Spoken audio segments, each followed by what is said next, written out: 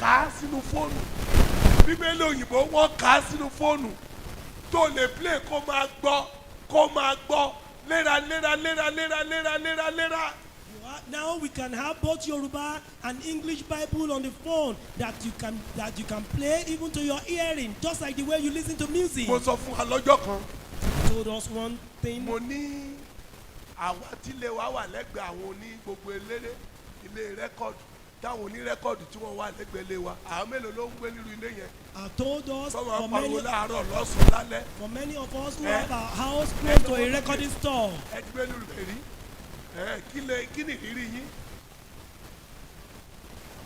Lójijì wàá máa bẹ̀rẹ̀ sí kọrin. You realize that even when you are not paying attention to such secular music, but because of the regularity, because of the... Ìbàjẹ́ Fuji, ìbàjẹ́ anything, ìbàjẹ́ àpàlà, ìbàjẹ́ Orlando, wàá rí pé díkì ni ẹ o, pásítọ̀ ni ẹ o, ibi tó ti ń wẹ̀ lórí yẹn adédé bọ́ sí ẹ lọ́kàn ni wàá máa kọ́.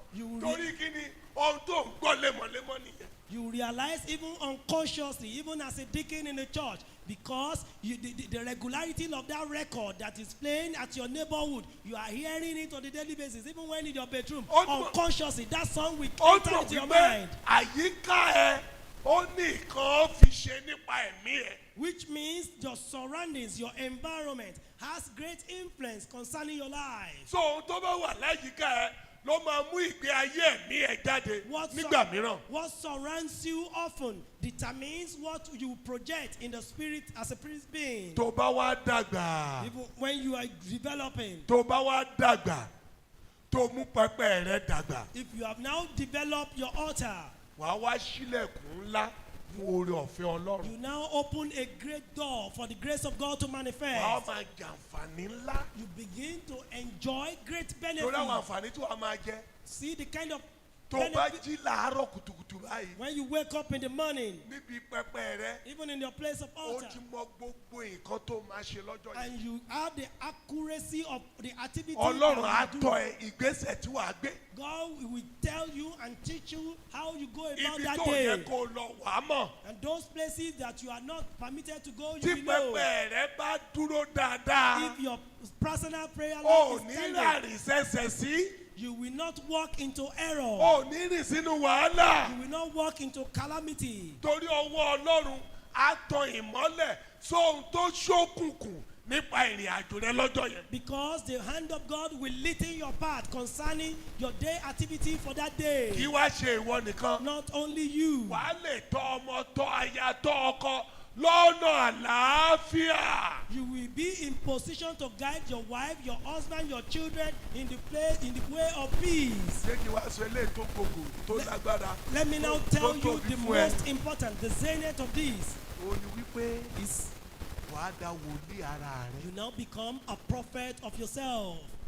Tí pẹpẹ rẹ bá dùn, kí ni mo ní wàá dà? If your prayer is evolving and is developing. Tí pẹpẹ rẹ bá rich, tí pẹpẹ rẹ bá dára tó dúró tó dàgbà, kí ni mo ní wàá dà? Become my own. Wàá dà kí ni? My personal prophet. Torí Ọlọ́run á bá ẹ sọ̀rọ̀, á máa bá ẹ sọ̀rọ̀ lemọ́. Kò sóhun tó máa ṣẹlẹ̀ láyìíká ẹ tó ní mọ̀. Once you attain the level of having a developed altar before the Lord, you realize that God will be communicating with you. You become a prophet for yourself. Nothing will happen in your midst that you will not have understanding. Ọ̀pọ̀ nǹkan tó máa ṣẹlẹ̀ láyìíká rẹ ni wàá mọ̀. Everything, most of the things that will happen around you, God will give you a proud knowledge of it. Láì làágùn, àṣẹ àdúrà. Ò ní mọ ìgbà tó ti wọ ahọ́n ẹ lọ. Without labor, without much stress, you realize you have an authority in the place of prayer on your knees. Àṣẹ àdúrà á wọ ahọ́n ẹ lọ. The authority of prayer will now be upon at your tongue. Ẹni babaláwo wọ́n níbi tí wọ́n yà sọ́tọ̀ ló lé wọn. You realize even the Albci, they have a consecrated place even in their abode. Ojúbọ. They call it shrine. Ǹjẹ́ pé babaláwo mi ò ní jáde láàárọ̀ kó má béèrè lọ́wọ́ Ifá. You realize that even Albcis, none of them dare go out without having consultation in their shrine before they go out. Praise God. Gbogbo ata ti ní ìrírí yẹn rí.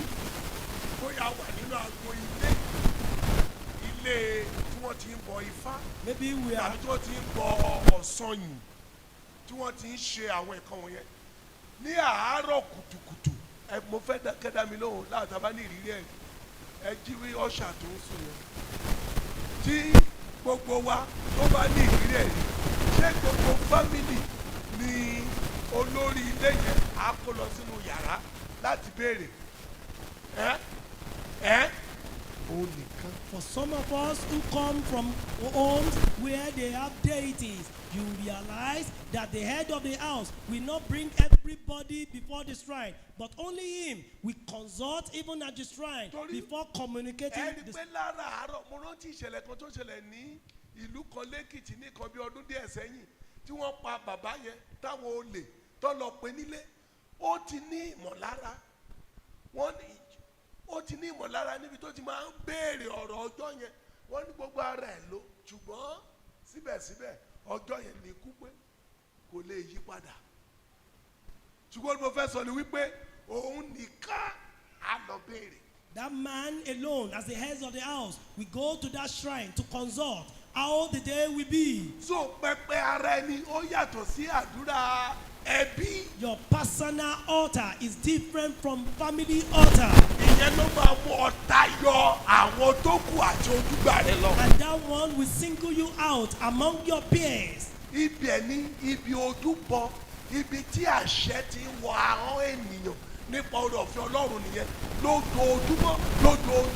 lójoojúmọ́ wọ́n ní bí ewé bá pẹ́ lára ọṣẹ á di ọṣẹ àṣẹ Ọlọ́run agbára Ọlọ́run ìwàláyé Ọlọ́run á wá sọ̀kalẹ̀ ní kíkún nínú oore ọ̀fẹ́ wàá máa jàǹfààní Ọlọ́run ní kíkún. That your personal altar, your regularity there. Because you are regular there, before you know it, you begin to behave and exhibit the character of God to the extent that the authority of God, because of your regularity, will flow into your tongue and you begin to communicate saying.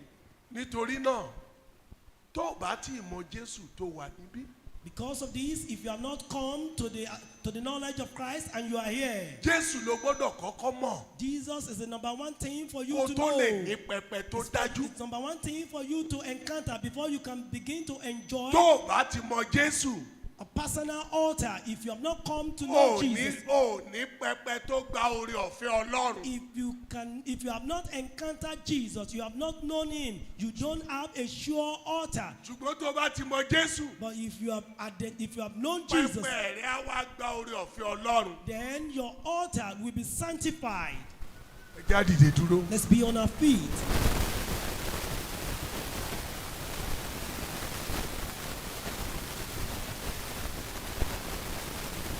Mo fẹ́ kó bá Ọlọ́run sọ̀rọ̀. I want you to talk to God. Ìwọ tó ò tí ì ní pẹpẹ. Those of you who have no personal altar, Tàbí tí àrò ẹ ti wá tutù. or that your altar has now become cold. Praise God. Àwa tí à ń lo àrò ìbílẹ̀. Those of us who are used to the village lifestyle, Village àti appetite ẹ̀pẹ̀ kí náà ń pè ó. Tí à ń lo àrò ìbílẹ̀ tí a ò dá nọ́mbẹ̀ láti bí ọdún kan. those of us who are using the village oven, and you have not used this oven for about a year, Kí ló máa ṣẹlẹ̀ sí àrò yẹn? what do you think will happen to it? Tálá máa lò ó. Adìyẹ ti máa yé sí. Another occupant will be there using it. Praise God. Hallelujah. Mo fẹ́ ká gbàdúrà ni o. I want us to pray, Ṣùgbọ́n ẹ wo àpẹẹrẹ tí mo fẹ́ ṣe yìí. and I want you to take credence on Ní this abúlé níbi example I táwa want ti to give. dàgbà. In a village where we grew up, Oníkálukú ló ní àrò ẹ̀. Ilé alájùmọ̀gbé. everyone has his own Àrò yẹn, local oven. Wọ́n to àrò yẹn láti bí wọ́ọ̀lù yìí débi. And Ìrántí? in Eléyìí tí ìyá Òjó, eléyìí tí ìyá Àjàyí, dàda ìyálé ilé, bọ́n ṣe torí àmì láti ní ìrírí yẹn rí. yes, sir. Ó ẹ ṣe. Now àrò eléyìí báyìí, ìyá eléyìí wọn ò lò láti bí ọdún kan. And you are, Wọ́n lo ìyókù. Ǹjẹ́ ìmọ̀ pé ó ṣeé ṣe káàdì yẹn máa yé síbí? yes, sir. Kí ìyẹn máa ṣiṣẹ́? Very, sir. So ilé tí gbogbo àròbá gbóná wàhálà náà ni. And home where the altar is not hot is going to cause problem. mo ní gbogbo àrò tìyàwó àrò ọkọ àrò àwọn ọmọ gbogbo ẹ̀ la kọ́gbọ̀ dáná sí kí a tó lè máa gbádùn ká tó lè yọ̀ ṣẹ̀mọ̀ yọ̀ adìyẹ. ẹ rí i pé tí gbogbo àrò yẹn bá níná ǹjẹ́ máa rí yọ̀. You realize that if all the altar is on fire, there will be no strange or inhabitants that could occupy it. ṣùgbọ́n tí gbogbo àrò yẹn bá yẹ pé tọkọ ló gbóná tíyàwó ò gbóná yọ̀ á wà níbì kan. If it is such that is only the altar of the husband that is firebrand, adìyẹ máa pa síbì kan. and that of a wife is cold, you realize that a lot of things will creep into ṣùgbọ́n such tí family. gbogbo igi bá ti fẹnu mú náà. But if all the firewood are on ẹ fire, jẹ́ ká dúró de òhòrò bíi tàbí adìyẹ tó wíkẹ́ẹ̀dì yẹn tó lò á wáyé sí rárú. ẹ̀mí ẹ̀ ò gbé mo fẹ́ kó bọ́ lọ́rùn sọ̀rọ̀. I want you to talk to God. olúwa tún iná ayé mi dá. God, rekindle my spiritual fire. pẹpẹ mi olúwa tún ṣe. My altar, let it be tún repaired. pẹpẹ ayé mi ṣe. The altar of my jẹ́ kí life, pẹpẹ mi ó gba iná let jẹ. it be revitalized. ó yá gbàdúrà. Begin to pray.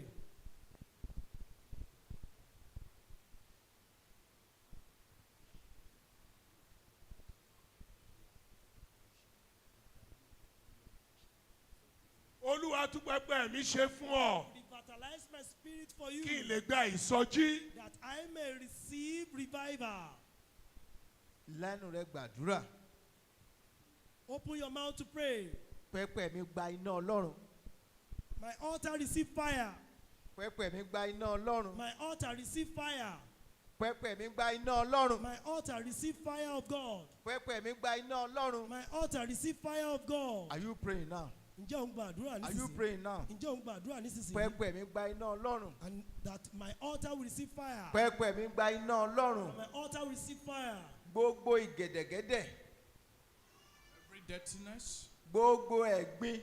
every dirtiness èyí tí ń ba pẹpẹ mi jẹ́. that has spoiled my altar, iná ọlọ́run jó dànù. the fire of God consumed them. iná ọlọ́run jó dànù. The fire of God consumed them. iná ọlọ́run palẹ̀ rẹ̀ The mọ́. fire of God consumed them. iná ọlọ́run palẹ̀ rẹ̀ The mọ́. fire of God consumed them. pray pray pray pray In pray. the name of Jesus, gbàdúrà. on my altar, pẹpẹ mi gba iná ọlọ́run. turn up to be ẹ̀mí mọ́ túná pẹpẹ mi dá. Jesus. You will ẹ̀mí renew mọ́ your túná ayé mi dá.